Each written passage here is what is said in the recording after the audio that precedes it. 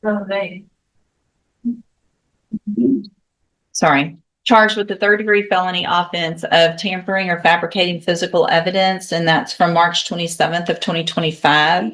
And then in cause number, and what that means, sir, in that case, is that if you go to trial and you're found guilty, the range of punishment would be between 2 years and up to 10 years in prison. Do you understand?